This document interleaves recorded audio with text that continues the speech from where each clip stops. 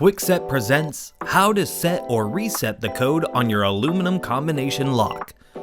This video applies to SKUs 90260-440, 90260-441, 90260-460, and 90260-461. Set the lock to the factory default combination 000 or 0000, depending on the lock, and pull up on the shackle.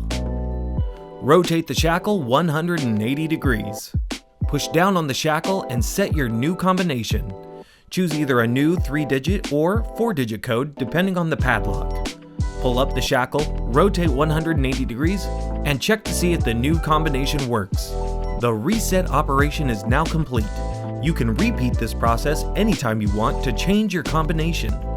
Kwikset, security made convenient.